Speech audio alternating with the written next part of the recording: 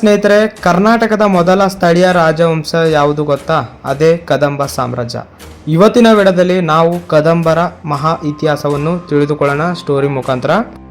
ಆರಂಭ ನೋಡೋದಾದರೆ ಕ್ರಿಸ್ತ ಶಕ 4ನೇ ಶತಮಾನದಲ್ಲಿ ಮಯೂರ ಶರ್ಮ ಎಂಬ ವೀರನು ಕದಂಬ ಸಾಮ್ರಾಜ್ಯವನ್ನು ಸ್ಥಾಪಿಸಿದನು. ಇವರ ರಾಜಧಾನಿ ನೋಡೋದಾದರೆ ಬನವಾಸಿಯಾಗಿತ್ತು.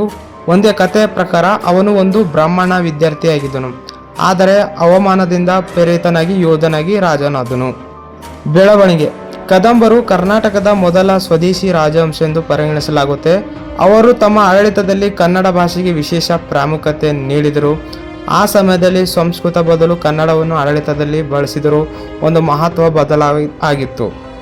ಆಡಳಿತ ಮತ್ತು ಸಂಸ್ಕೃತಿ: ಕದಂಬರ ಕಾಲದಲ್ಲಿ ಸುಸಂಘಟಿತ ಆಡಳಿತ ವ್ಯವಸ್ಥೆ ಇತ್ತು. ಕೃಷಿ ಮತ್ತು ವ್ಯಾಪಾರ ಬೆಳವಣಿಗೆ ಕಂಡಿತು. ದೇವಸ್ಥಾನ ನಿರ್ಮಾಣ ಹೆಚ್ಚಾಯಿತು. ಅವರ ಕಾಲದಲ್ಲಿ ಕಂಡುಬರುವ ಶಿಲಾಶಾಸನಗಳು ಕರ್ನಾಟಕದ ಇತಿಹಾಸದಲ್ಲಿ ಬಹಳ ಮುಖ್ಯವಾಗಿ ಸಾಕ್ಷ್ಯಗಳಾಗಿದೆ. ಇವರ ಪತನ: ಆದರೆ ಕಾಲ ಬದಲಾಗದಂತೆ ಬಂದಂತೆ ಇತರ ಶಕ್ತಿಶಾಲಿ ಸಾಮ್ರಾಜ್ಯಗಳು ಉದಯಿಸಿದವು. ಚಾಳುಕ್ಯ ಸಾಮ್ರಾಜ್ಯ ಮತ್ತು ಇತರ ರಾಜವಂಶ ಪ್ರಭಾವದಿಂದ ಕದಂಬ ಸಾಮ್ರಾಜ್ಯ ದುರ್ಬಲವಾಗಿತ್ತು. ನಂತರ ಅದು ನಿಧಾನವಾಗಿ ಕುಸಿಯಿತು. ಇದರ ಮಹತ್ವ ನೋಡೋದಾದರೆ ಕದಂಬ ಸಾಮ್ರಾಜ್ಯವು ಕೇವಲ ಒಂದು ರಾಜವಂಶ ಅಲ್ಲ, ಇದು ಕನ್ನಡ ಭಾಷೆ ಬೆಳವಣಿಗೆ ಬುನಾದಿ ಹಾಕಿತು. ಕರ್ನಾಟಕ ರಾಜಕೀಯ ಇತಿಹಾಸ ಆರಂಭ ನೀಡಿತು. ಇದು ನಮ್ಮ ಹೆಮ್ಮೆ. ಇದು ಕದಂಬ ಸಾಮ್ರಾಜ್ಯದ ಕತೆ. ಇಂತಹ ಇನ್ನಷ್ಟು ಇತಿಹಾಸ ವಿಡಿಯೋಗಳಿಗೆ ನಮ್ಮ ಚಾನಲ್ಗೆ ಸಬ್ಸ್ಕ್ರೈಬ್ ಮಾಡಿ, ಲೈಕ್ ಮಾಡಿ ಮತ್ತು ಶೇರ್ ಮಾಡಿ ಅಂತ ಹೇಳ್ತಾ ಇವತ್ತಿನ ವಿಡಿಯೋನ ಇಲ್ಲಿಗೆ ಮುಗಿಸ್ತಾ ಇದ್ದೀನಿ. ಸೊ ವಿಡಿಯೋ ನೋಡೋದಕ್ಕಾಗಿ ಧನ್ಯವಾದ.